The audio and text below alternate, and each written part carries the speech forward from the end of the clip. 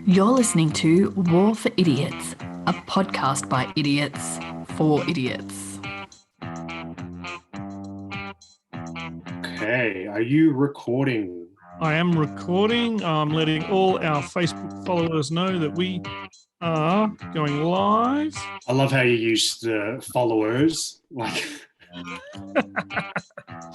Yeah, well, like perceive someone. we have a mum each. Oh, classic. And I'll just send a tweet out too. Hey, Do it. okay, cool. All right, that's good. All right, give me 2 seconds. I'll pull up the show notes for me so that I can at least pretend that I've watched them, read them. It'd be really awkward if we hadn't seen the movie.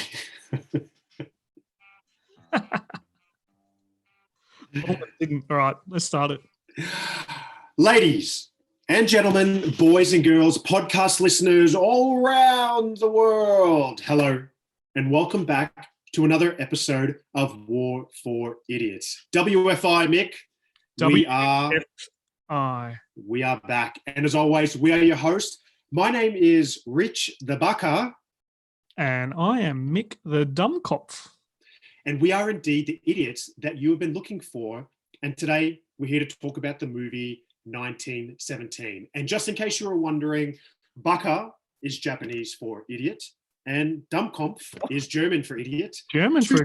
That's right. Two countries that we are getting many, many listeners from. So for all those Buckers and Dummkopfs, keep on spreading the word, keep on liking our socials, and get everyone part of the conversation in whatever language. You'd be good. It'd be good if people who could actually understand what we're saying would also follow the show as well. That's true. Might as well be speaking a different language. And we just like to thank everyone for their support. You know, we are overwhelmed by how much support we get each week. But, you know, there can always be more. Go out, tell a friend, share us on your social medias, get the comments coming, ask us questions. We are all about getting involved in discussions and spread the word. Don't spread COVID, but do please spread the word. And hopefully everyone is staying safe during the COVID crisis. And Mick, how is your COVID going?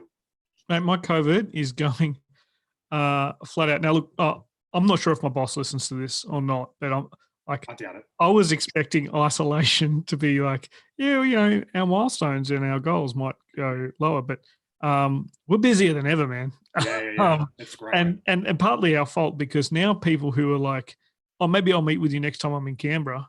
Now we're like, hey, let's just chat online. Yeah, absolutely. You know, the kind of thing you warn teenagers against, like adults are out there just recklessly doing it. Let's meet strangers on the internet. For those that are watching on Facebook, and for those that are not, more so, I can attest that if my teenager popped up a screen that showed Mick's bearded face, I would also be screaming, "Smash the computer immediately!"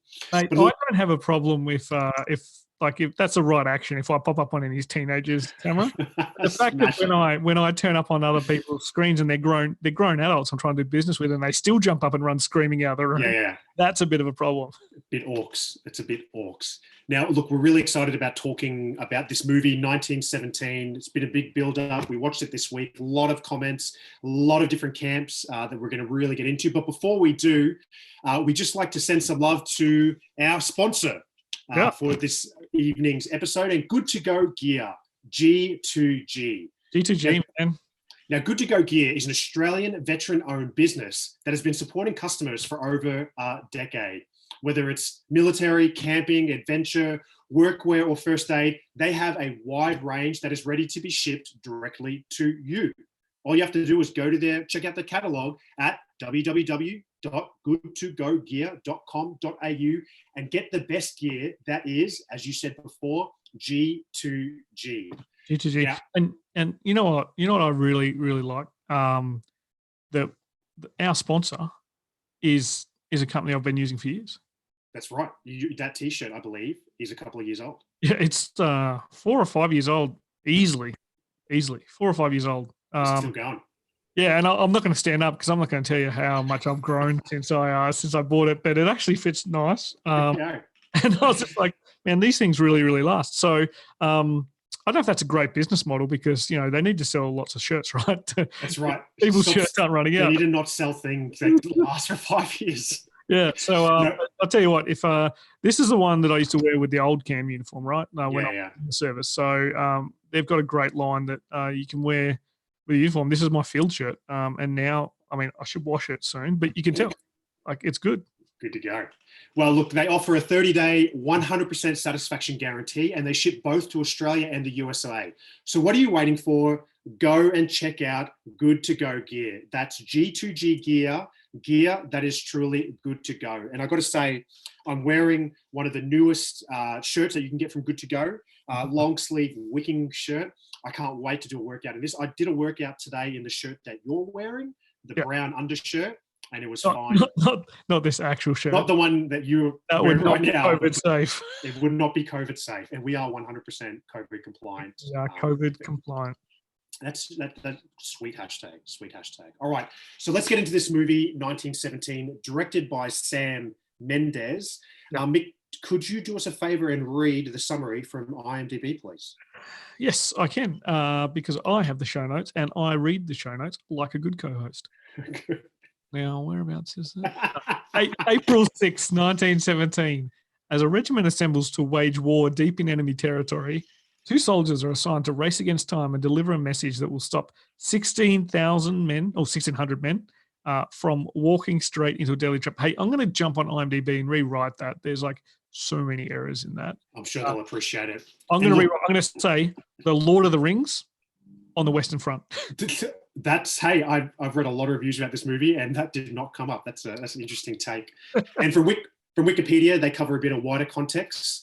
1917 is a 2019 war film directed, co-written, and produced by Sam Mendes. It is based in part on an account told to Mendes by his paternal grandfather, Alfred Mendes.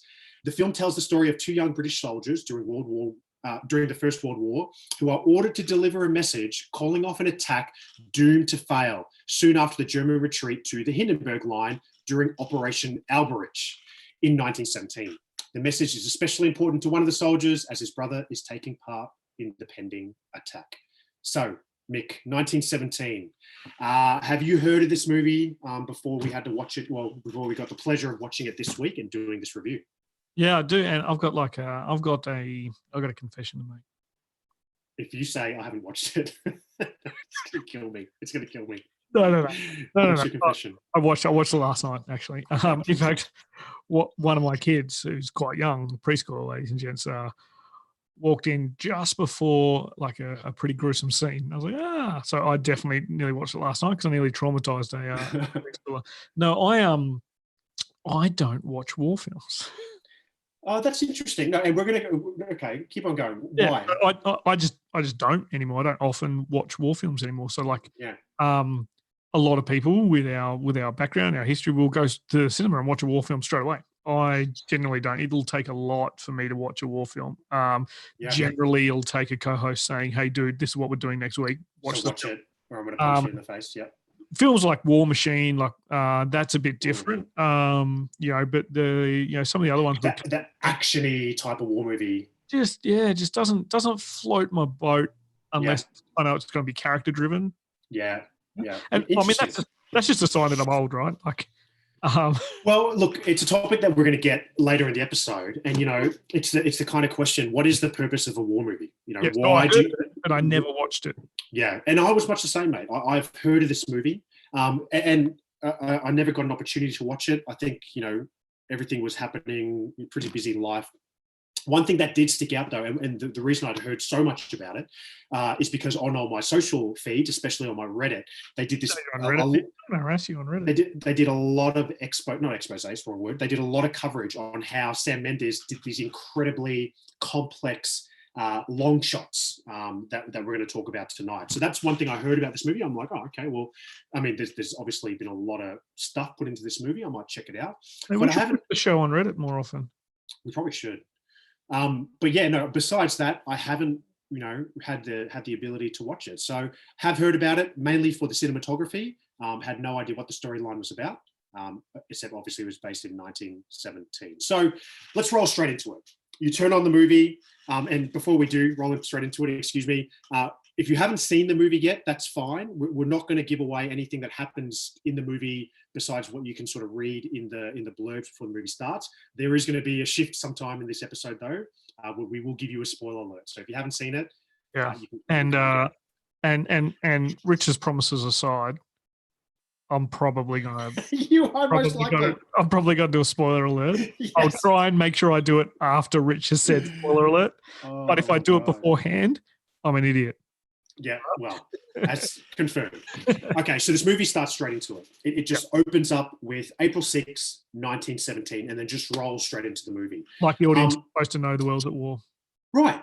And you know what? I liked it. I liked how we're just like, you know what? If you want to know more, then you find out more. But this is the date, and we're straight into the movie. No context. Deal with it.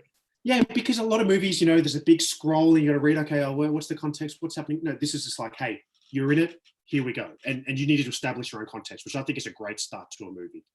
Yeah. We then introduce the two lead characters, and we start what was the most amazing thing about this film for me, and that is this incredible long shot that Sam Mendes was able to create. Now, for those that don't know what a long shot is, films are often edited quite quickly. I dived into a deep rabbit hole researching this movie, looking about movie shots, looking about... There's a metric, yeah, of course you did. There's a metric for measuring shots. It's called average shot length, ASL, and it's how many shots divided by the length of the movie. Anyway. And it's okay if you're only in average shot length. That's right. Yeah, everyone loves average, right?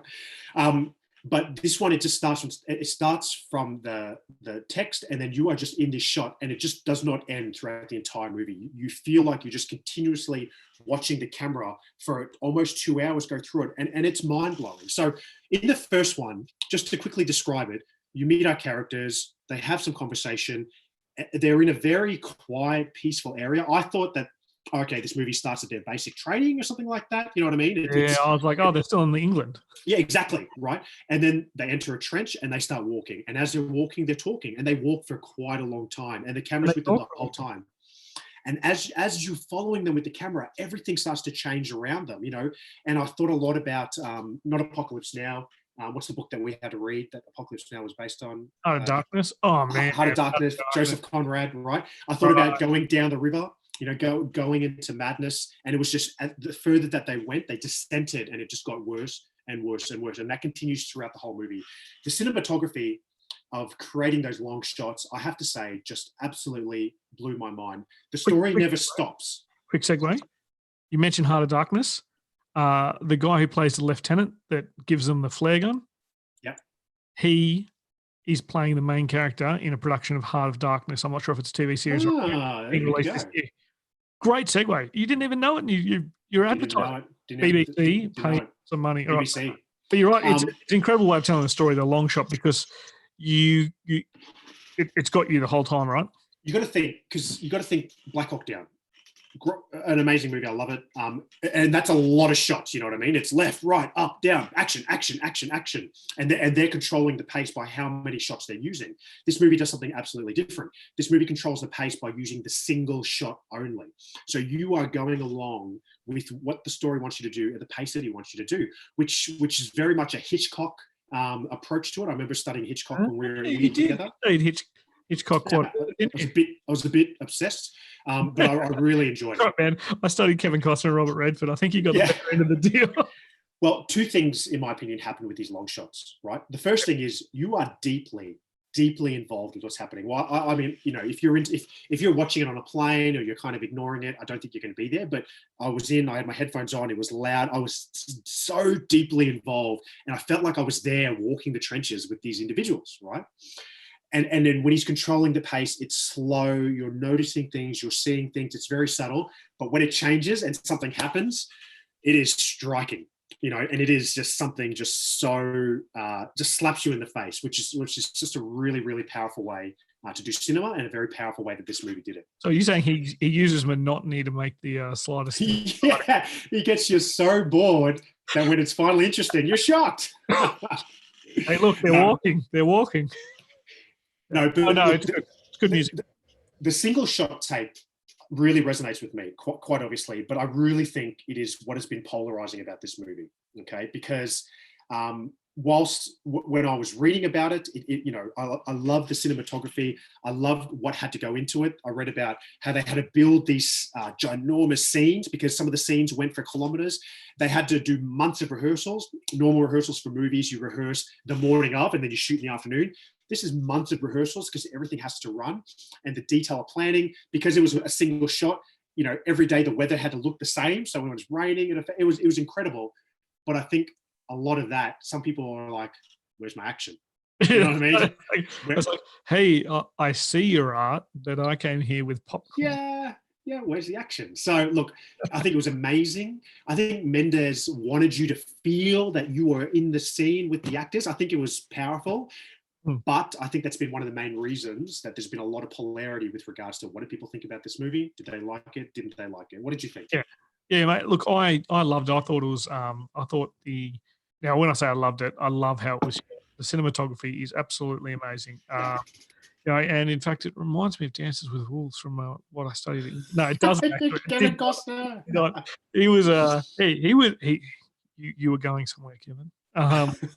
Waterworld. Look, it was better than Waterworld, ladies and gents. No, that's not fair praise at all. Like I really enjoyed the long shots and the way that they kept you in the story the whole time. I actually watched it here in the studio on a smaller screen, so it was a bit. I was like, am I going to diminish it? And no, it was fine because I was just like, right, when are we going to have a scene break? When are we going to have a scene break? A bit of action. And then the reorg after the action, so I can go get a cup of tea. Yeah. But I can definitely see why people didn't like it, right? So people don't go to a movie about war for artistic cinema. I compared this when I was discussing with my wife. I compared it to Birdman, the Michael Keating, which is absolutely amazing, and that's all one long shot. That they didn't film it. I don't think they filmed it all in one shot, but they do They do just it looks like one continuous shot the whole film. There's another movie we did when we were at university called Russia. I remember that. I was going to bring it up. I can't remember what it's called, but that was actually a continuous shot as opposed to. And it was significant because it was one of the first movies. I mean, this is showing our age, mate. It was one of the first movies that was shot using digital cameras. Yeah. They didn't do long shots because they didn't have enough film because they had to keep cutting it to do the film. But I think back then, they had 300 megabytes, and it was amazing. They could capture this. I think it was close to a gig because everyone went, "Ooh, a gig!" Yeah, a gig. I don't even know what that means. Yeah, absolutely. So I love that. And it did bring back our film studies to me. I was just like, wow. And like my wife's a film. I did film as an undergrad as well. So like, it's a house of film nerds. Although I don't think it's enough to get her to watch it because she's not a war film person. But if I say, hey, there's barely any war in it, you should be fine. Yeah.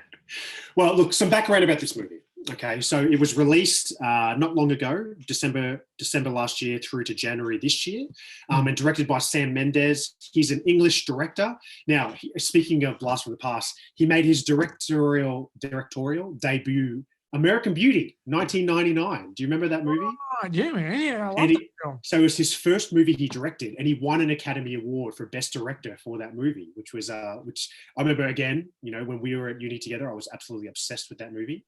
American Beauty. American Beauty, yeah. I don't know why. We were obsessed for a very different reason. Yeah. For reasons that shall not be mentioned.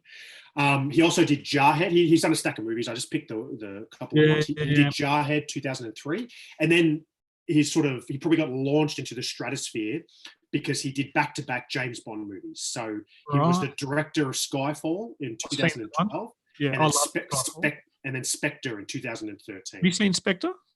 I think I have. I'm not a huge James Bond fan. I think I've seen it. I like the action, but I didn't really follow the movies. Yeah, Skyfall I really, really liked. But that's when the sky's falling, I assume. Yeah, that's right. And he has to save it. He has to save it by propping up the sky. He rested on his shoulders for a period there. It was a titan effort. Well, this movie is significant, and it's different to what he's done before. In that, there seems to be a personal connection to Sam Mendes in this movie.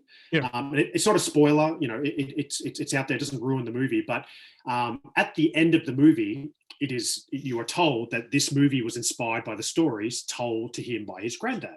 Yeah. Right? Yeah. And the words come up for Lance Corporal Alfred H. Mendes, 1st Battalion, King's Royal Rifle Corps, who told us the stories. And again, I thought a really, really interesting way of saying, hey, everything you saw is somehow based on a true story. You know what I mean? Because normally they get their credibility up the front. Yeah. This is based on a true story, and then they sort of go with it. But it was interesting how Mendes decided to, at the very end, a little homage to my granddad. Yeah, and he doesn't say it is the story of his grandfather. It's right. He's told who told us the stories, which what he's saying is, this is based on the stories of my grandfather. This is a realistic portrayal of the experience of soldiers. And we did a review of Hacksaw Ridge in season 1. Yeah, I remember, as I said in that review, I'm a sucker for true stories. If they say this movie is based on a true story, I'll almost pull out my notepad and pen and be like, okay, it's time to learn. Let's do this, people. Yeah. And that's your history class there. It's my history class, right? And I have a feeling that that's know it's based on a true story. Yeah. And that's why I think I know why. I think I know one of the powerful reasons that he did it at the end. And I'll mention it later. But yeah, it's a very interesting thing to get that at the very end, that this was based on stories from my grandfather. Now, his grandfather himself was a very interesting chap, a veteran of World War I, Alfred Mendes. He was a veteran of Flanders for 2 years. That's just, I know World War I is full of just incredible numbers, incredible time, incredible stories, but I just 2 years, it just blows me away. It's insane, isn't it? You think that someone could spend 2 years living in those conditions? I mean, I know they rotated them, so they probably spent no longer than a month or two at the very front, but still, 2 years is a long time. And knowing you've got to go back to the front, yeah, absolutely, bombardment. And if anyone knows about the First World War or World War One, as Yanks call it, there were enemy robots wandering around. There was AI. yeah. Machine learning. All sorts of stuff. You'll only get that if you've listened to all our episodes. So if you want this to be super funny, go listen to it. That's right. Yeah, so Alfred Mendes was awarded the Military Medal for distinguishing himself in battle and eventually sent back to Britain after inhaling poisonous German gas. And as I said, I'm a sucker for a true story. I think this added a little extra right at the end just to keep you going. He didn't say up front, it didn't really change it for me, and I can see why he might not have said it. It might have just been, hey, just sit back, relax, enjoy the story. Oh, by the way, these are stories my pop used to tell me. You know what I mean? So I kind of enjoyed the approach. And what I found. I lost it. Just kidding. Good. Australia's #1 military podcaster, ladies and gentlemen. Mick, here we go. Yeah, not on this show. All right. Well, look, the movie's done very well. Okay, yeah. So it's made $250 million worldwide, pretty soon after its release. It has a current rating of 88% on Rotten Tomatoes, sitting around 80-something% with the critics and the audience, which is a really good rating, with an average score of 8.37 out of 10. So it is certified fresh. It's doing really well. At the 92nd Academy Awards, it received 10 nominations and won 3 for Best Cinematography, Best Sounding Mix, and Best Visual Effects. And at the 77th Golden Globe Award, it was nominated and won 2 awards: Best Motion Picture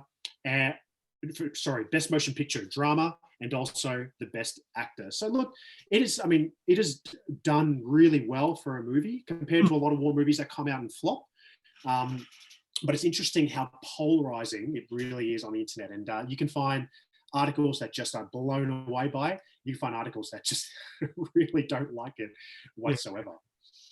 I mean, I would find it hard, like, even though there was a lot of bits in the movie that, people could be bored with and stuff, it's really a hard movie to bash, I think. Look, it's a hard movie to bash, but it depends why you're there watching the movie. Yeah, that's right. That's right. It's like you turn up to KFC and you're like, you guys have the worst Big Mac ever. I mean, case in point, the premise of the story is someone has to go through war along a long journey and find someone else. Okay, that's essentially the story. Yeah. Exactly the same story as Saving Private Ryan. Exactly the same story as Private, but just miles apart. Well, actually, not in the same spots, like geographically. Yeah. Oh my God, maybe Saving Private Ryan's the sequel to this. Like, I don't know history too well, but That's a fact. And Lord of the Rings is the prequel. The really old prequel. All right. So we spent a bit of time looking at this movie. And one of the things I love about war movies is watching it. But one of the things I love about war movies is they make you think about the real war and what really happened. And I always ask myself, how accurate was it? How accurate was this? Yeah. So we did a bit of digging. Like, is there a place called France? Is there a place called France? In fact, there is. No. So April 6, 1917 is when this movie starts. A bit of context, Mick, if you can with your glasses, if you can read those two dates of what happened before April 6, 1917. I'm ready for that. Cool. All right. So I'll read the. Oh, yeah. Okay. So for those listeners that can't see our show notes, there's a heap of little blocks of text to read. And Richie's like, "Hey, Mick, I know you haven't got your glasses on. Can you please read the two massive small font texts?" And I will take the one that's one the word. The before one. They don't want to see how the sausage is made. They don't want to see how the sausage is made. Just read it. Cool. But the listeners do want to see the sausage. July the 1st, 1916, the first Battle of the Somme begins. The British offensive is intended to draw German attention from Verdun, and in that regard, only could it be considered a success. Okay, thanks. I hope you wrote it. Yeah.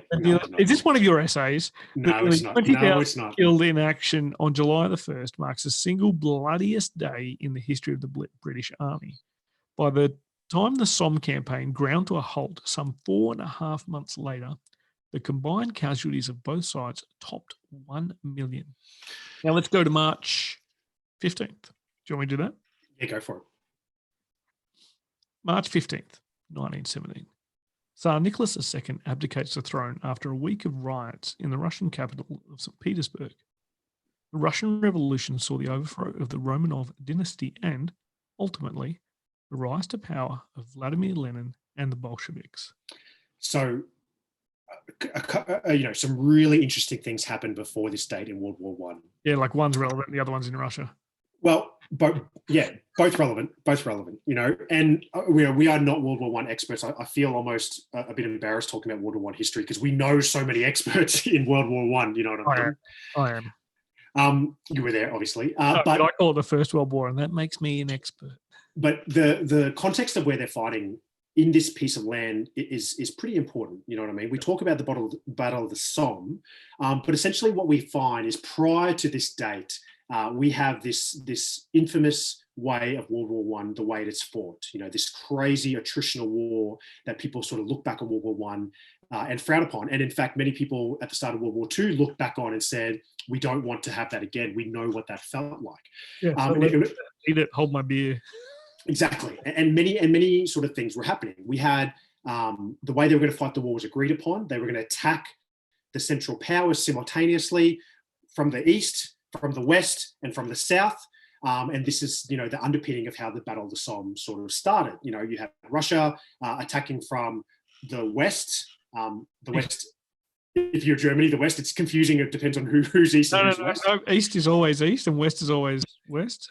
No. But if you're Russia coming to the west, you're attacking to your west. Okay, so Russia's coming to the east of Germany. Oh my God.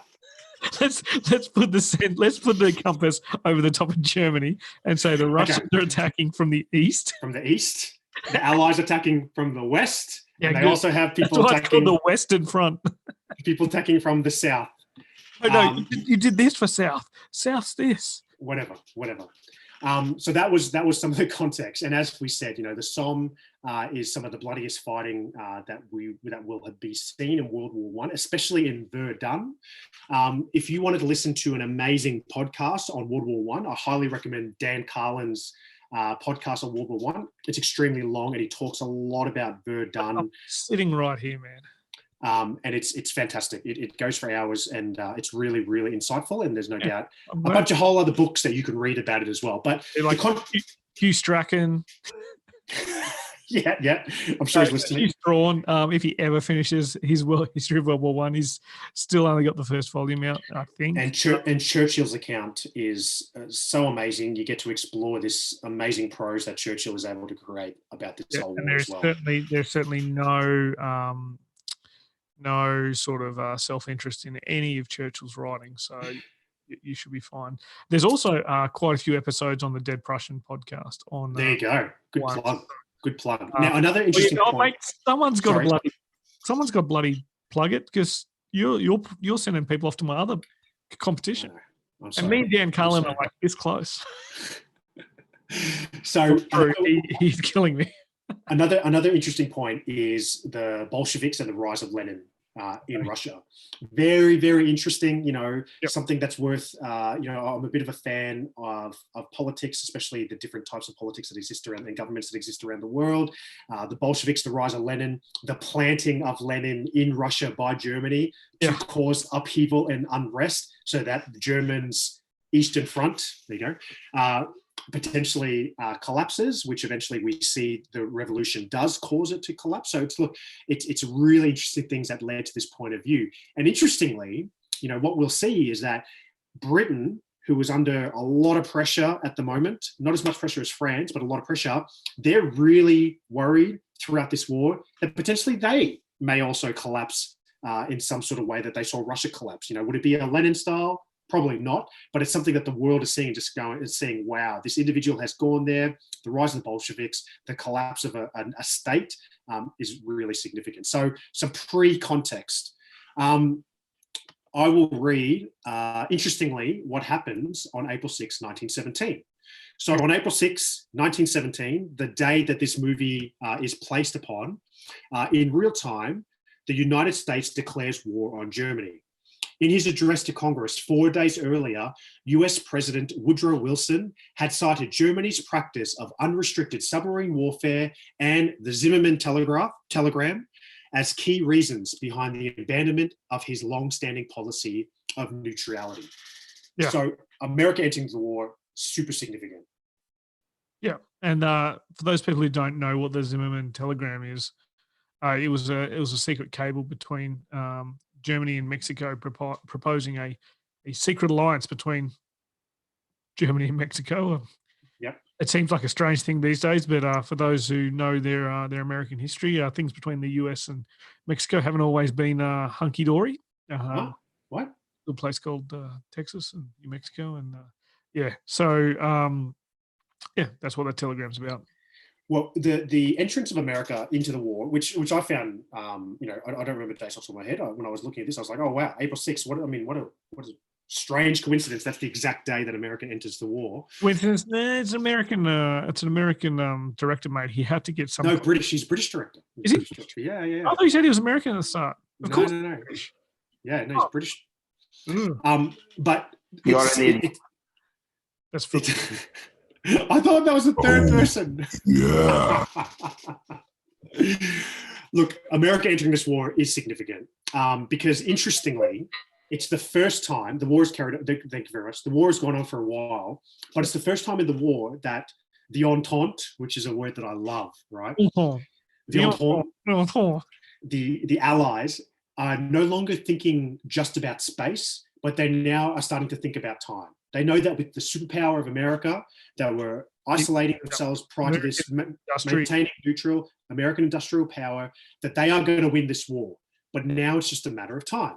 And at this stage, Britain is funding the entire war. They now have America to fall back on and rely about it. But they just didn't know when they were going to win, which is pretty significant. Unrestricted warfare bit, just to go back to that, for those listeners that don't know, that is in relation to German U-boats then started targeting merchant ships, not just British Navy ships, and they didn't care what flag you were flying. If you were doing trade with Britain, you were fair game.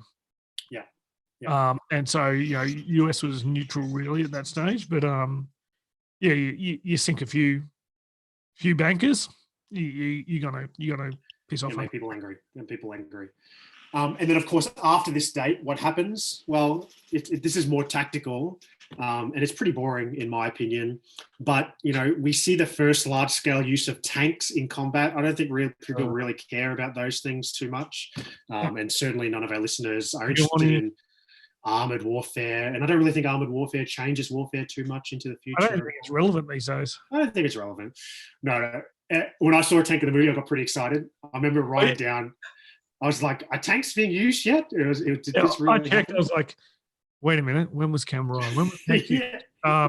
Jumped on there. I was like 1916. Damn it! So Yeah, tanks were tanks could have first been used in the Somme, I think. Yeah, well, and I love the story of the tank. You know, most people know. We feel, you know, we know it fairly well. If you don't know how tank got their name or how they're first used, it's a great story, The tanks. right? And you know, speaking to Winston guys, Churchill. Read Winston Churchill's biography, and you'll learn about it because it came out of his. It was one of his brainchilds. there you go. And if you speak to anyone who operates with tanks nowadays, not much has changed. It's pretty much the same. Yep. Yeah. They just don't burn as quick. So look, World War One is a really, really interesting war to talk about. There's so much that, you know, we can only scratch the surface. Some of the things that sort of come out to me was this concept of the cult of the offensive, which is something that we learned about. You know, the leadership of the time, just having this offensive attitude, spirit of the offensive. Is it a land or something? We're not going to win. How can we possibly win? We will win if we just keep going forward. Well, what happens when we can't go forward? Well, then we'll go forward even more. And it was just it was an absolute tragedy, and something that, you know, deservedly many studies have occurred. Many PhDs have come out of this cult of the offensive. What were they thinking? Why were they thinking it? And the term thruster. You know, thruster, I'm not sure if they use it in America. Certainly in Australia, it's a bit of a derogatory term we use in the military for someone who puts themselves above and beyond other people. But in World War... Thing, wasn't it? It was a French... Sorry? It was a French thing. The whole idea of the spirit of the offensive and, you know, the attaque ou outrance, the attack to excess. And sorry, man. That's all right. No, and the concept of the thruster is related because back then generals who were known as thrusters were the ones that were offensive. They're like, no, I don't defend, I go, I attack, I go forward. And I was actually surprised because I thought that was how this movie was going to end. Yeah. Almost spoiled it, people. Almost spoiled it. And then the final point, just to make you happy, was World War I's use of artillery, which I'm sure you want to say a couple of words on. That is what I liked about the film. That it had artillery and explosions. I've probably got to dial it down because my kids are like, you know, is war fun because you get to drop bombs? I'm like, whoa. Yeah. I mean, no. Yeah. That's not fun. Dropping bombs is fun even outside of war. Mate, the artillery stuff was good. But what I liked was most World War One or the First World War movies try and go as close as possible to the artillery bombardments, right? So what you end up with a lot of First World War films is you just see lots and lots of artillery, and they like to say, stuff's exploding. In this one, like, there probably would have been a little bit more artillery, but they didn't really... Yeah, it wasn't constant. That he only used it when it was needed for the storyline, which I actually liked. Yeah. It made it special for me. Yeah. Thanks, Sam. I think he did it just for you as well. I think he did it just for you. That. He also said, please stop writing to this address. All right. Do you want to get up that map? And I'm going to read about this operation. For our listeners, though, I'm sharing a map that you can't see. But here's the good news. That's it. That's the good news. All right. So, Richie, can you see is it the big map you can see with my cursor, or is it the small map? Yeah. No. The big map is up on the screen. Okay. So, what is this operation based upon? Well, it's based upon Operation Albrecht or Alberich, which is the code name of a German military operation in France during World War One. All right. So, Alberich was planned as a strategic withdrawal to new positions on the shorter and more easily defended, I'm going to try to read this out, Siegfriedstellung, which is what the British called the Hindenburg Line. General Erich Ludendorff was reluctant to order the withdrawal and hesitated until the last moment. So this is the context that they don't really discuss during the movie, and I don't think they need to. But, you know, when you deep dive into the movie a little bit more, this is the operation that they were combating against. These Germans withdrawing. Where have they gone? Surely they wouldn't retreat after months and years of fighting. Well, this is the strategic reason why they withdrew. So the retirement took place between the 9th of February and the 20th of March, 1917, after months of preparation. The German retreat shortened the Western Front by 40 kilometers, 25 miles.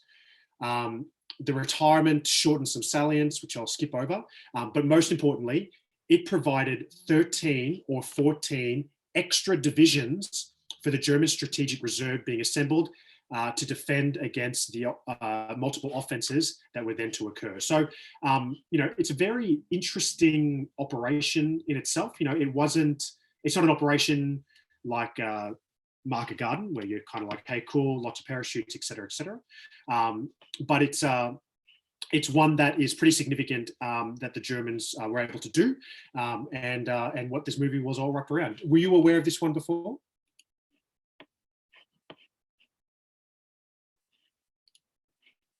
I believe we may have lost Mick.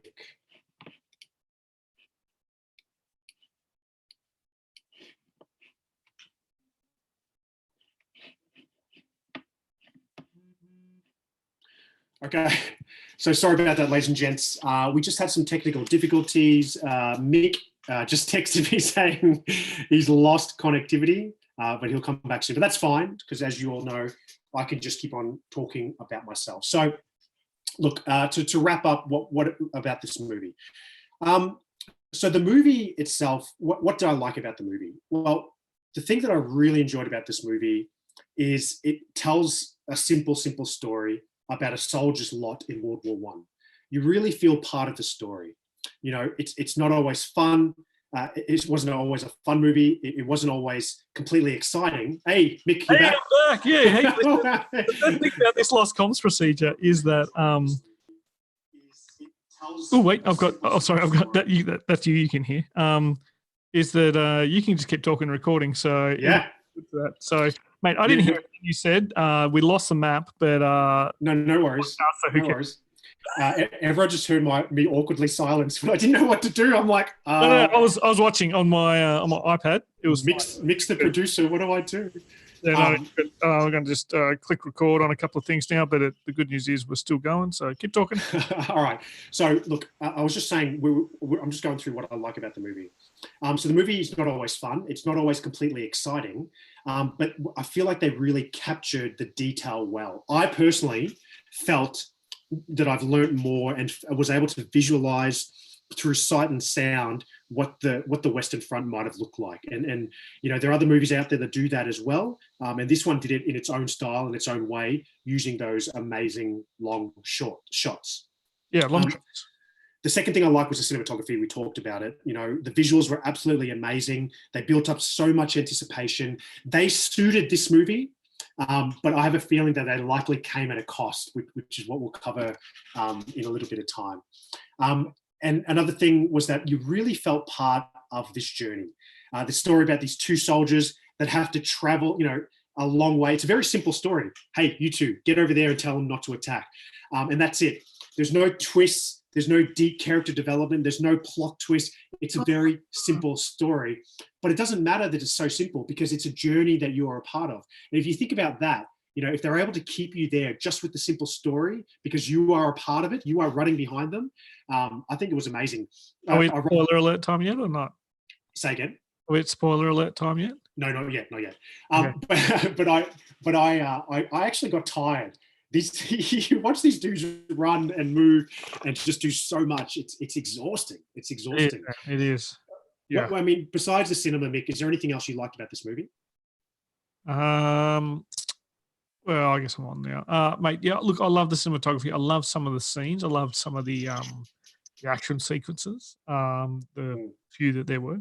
There are a few things that made me uncomfortable in terms of Deus Ex Machina, like the way they introduce some pretty interesting plot points or events to drive the plot. I was like, I'm not saying that can't happen, but geez, what are the chances? But yeah, no, like I did. Overall, I thought it was a good film. Yeah. Well, look, before the spoiler alert, my final points about what I liked. It's a movie about World War One, and they are few and far between. All right, it has a different feel to your classic World War II movie, of which there's so many. It's not about being exciting. It's not about winning the day. It's not even about defeating the enemy. It's about stopping a tragedy, and it's a human story. And to me, I really like that it was just a World War I movie that offered something different to what previous movies have offered before. And I felt that it portrayed World War I well. You know what I mean? I saw, you're in the trenches. You saw what no man's land was like, the barbed wire, the artillery, you got to even see it. You saw a tank, you know what I mean? Yeah. I think, it's a war that is well over 100 years old now. And I think they portrayed it well. I think that Sam Mendes did a good job about this movie. Yeah, 102 years over. I wouldn't call that well over. I'd say well over. I'd say that's well over. Okay. So what we did not like. This is a spoiler alert. If you have not seen this, hashtag spoiler alert. Hashtag spoiler alert. If you have not seen the movie, we're going to talk about things that happened in the movie that made us angry. We will give you a moment right now to pause. Yeah. Before you. The Allies win World War One. Okay, there we go. That's the big spoiler alert. All right, spoilers from now. Okay. Oh yeah. Every officer that appeared in this movie was almost like a Guess Who of British screen. Yeah. Every time you knew that an officer was coming, I was like, "Who's it going to be? Who's it going to be?" Boom! It's a famous actor. Why only do your super A-grade actors for these officers? It ended up being a bit of a game when I was watching it by myself. And of course, it finishes in the finale of Benedict Cumberland. No, that's Justin Cumberland, the singer. Benedict Cumberbatch, yeah, right. And that's it. And he's the general because he's the biggest A-lister that they had. You know what I mean? Colonel. And he was a colonel, and this the casting of the officers really got me angry. Colin Firth, I think, was like the general, and like it took me a minute. I was like, "That's Colin Firth." Yeah, I'm like, Are we going to see like him being like the the pig-headed general? And they're like, "Oh, we're not going to see him for the rest of the film." Yeah, it didn't need him. It didn't need him. It distracted because I was like. Because you saw the back of the colonel, I'm like, who's it going to be? Yay, it's Benedict. It's Doctor Strange. Here we go. So that got me a little bit angry. What about you? You mean Sherlock? It was Sherlock. It was Sherlock. So, mate, I did like that anyone who's been in Game of Thrones or Sherlock was in this. Yeah. Like clearly calling in some mates' favours. I would love to see what Sam Mendes had done for various TV producers to say, all right, yeah, great ones. It's the Goodwill Hunting. Call in the crew. Goodwill Hunting, that payback they do in what's that movie? Silent Bob and Jay and Silent Bob. Jay and Silent Bob, yeah. But mate, the thing I didn't like, right? So I've said it before.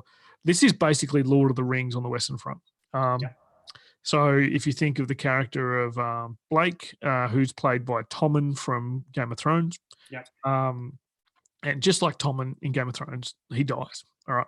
But he dies, like you said, he dies before you get to know him. Like, I was like, who's this guy? But also the way he dies, I'm just like, oh, man. So strange. And you know what? It is, it's frustrating, and I get it that you want to talk about the frustration of the waste of all these young lives.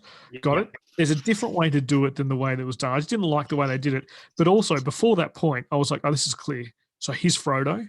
And the other mate, Schofield, is clearly Samwise Gamgee because he's the practical one. That's right. Keeping them alive the whole time. And I kept thinking it was going to go the other way. I'm like, this bumbling fool who has to get to his brother is going to get the other guy killed. Then I'm going to not watch the rest of the film and I have to jump on here and tell Richie I didn't watch it. I was breathing so heavily. I was so into the movie until the plane crashed. And then he got stabbed and he died. And I was just like, what? Well, this is so strange. It's so distracting from what this movie is trying to do. I didn't enjoy it. I did not enjoy that part. As someone said on Twitter, it stuck out like a sore thumb, that part of the movie. Yeah, man. I want to say some words, but I don't have my sensor beat. So good. Oh, wait. I do. It was up. Right. What's this? Tell me about this. What you think about this? So there's a lot of scenes where our hero, towards the end, and especially in the ruined cities at night, is chased by Germans. And it almost got to a point where I was just like, we're just watching a World War I game of Tiggy. I don't think I got what you were meant to get from it. I was just a bit like, that guy is so close to him. He's just chasing him. Why? This is just super Tiggy. Just stop running and shooting. Stand still. Shoot him. It's almost at a point where you want the Germans to kill the protagonist because he's like, dude, like stop running in a straight line down an alley. Like, it's the easiest way to get shot. It was almost unreal. It was almost unreal to me, that part of the movie, and I was just a bit like, we're watching a game of Tiggy at nighttime. It's really strange. And then the scene where he falls into the water and then goes over the waterfall. Of course he's going to go over a waterfall. It's the biggest movie cliche that exists. If you fall into a flowing river that you did not intend to fall into, you will fall over a waterfall. That's like Hollywood 101.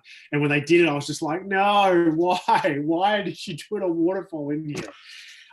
So look, I really, the start of the movie to me was excellent.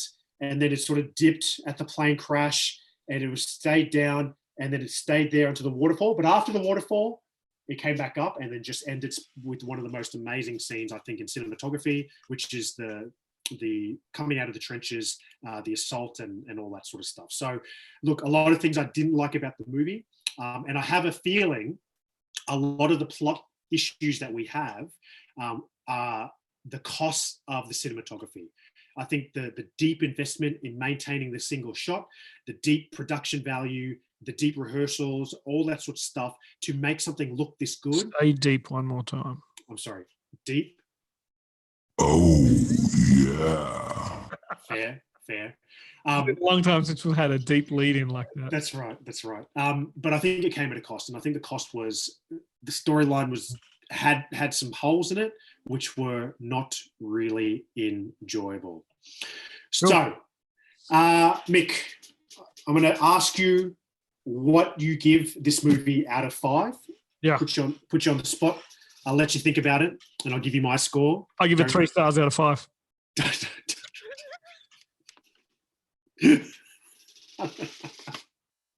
Such a douchebag. You know why? Because I want a good story. Such a douchebag. I want to feel part of it. God, stop reading my notes. I want it to be historically accurate and I want to remember it. That's why. So, listeners, my score, as ruined by Mick, is 3 out of 5 stars. Now, the reason why I've given it 3 out of 5, and I actually thought long and hard about this, it comes back to the question I asked you: why do you watch a war movie? What do you want to get out of a war movie? Some people don't care about the storyline. They want to see just the fighting. Some people don't care about the fighting. They want to see just the storyline. Some people want a balance of both. Here's what I want. As previewed by Mick, I want a good story. That's what I said. I want to feel part of the story. Okay? I want to see it. I want to be a part of it. I want to hear it. I want to be a part of it. I personally want it to be historically accurate. I mentioned that. It's not a documentary, and I get that, and there's allowed to be inaccuracies with it, but I want it to be somewhat based on the truth. So I can go and Google it afterwards and be like, oh, it was about this battle, it was about that sort of thing. But most importantly, the day after I watch it, I want to not stop thinking about it. That's how I know that I've watched a really, really, really good war movie. And Mick, I really wanted to love this movie. I really, really wanted to really like this movie, but I didn't. I didn't like it as much as I wanted to like it. Visually amazing, audibly amazing, controls the suspense, controls the tempo, has you in his hands, but too much was sacrificed to make that happen. And as a result, I give this movie 3 out of 5 stars. Man, that's exactly what I gave it.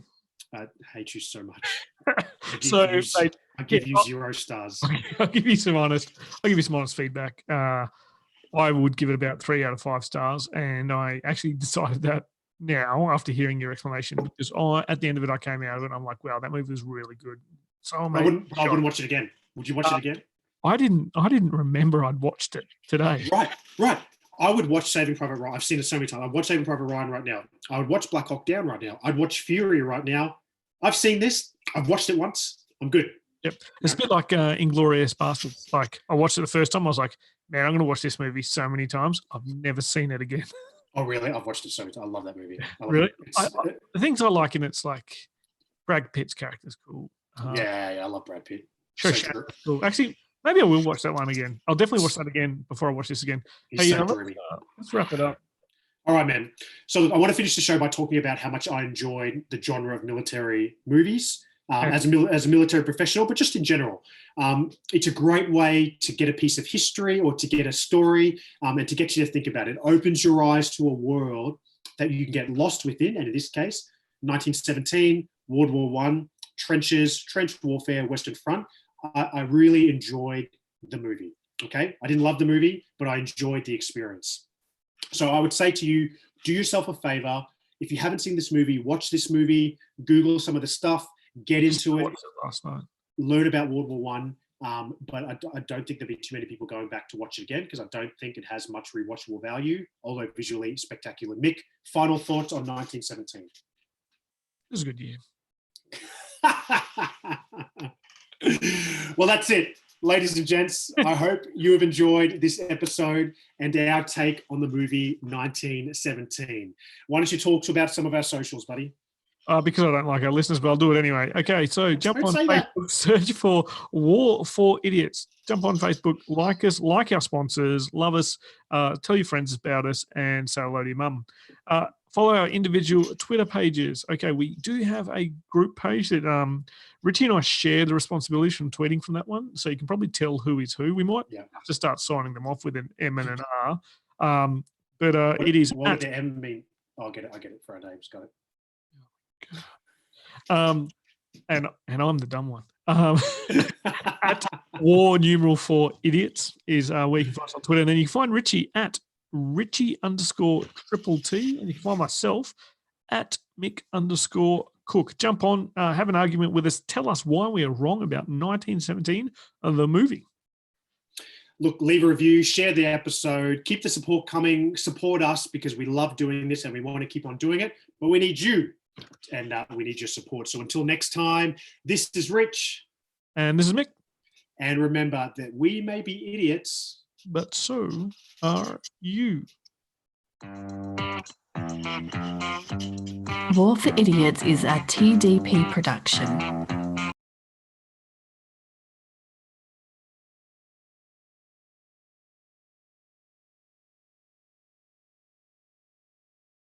War for Idiots is Fireworks by Jazar and is used under an Attribution Share Alike 3.0 international license.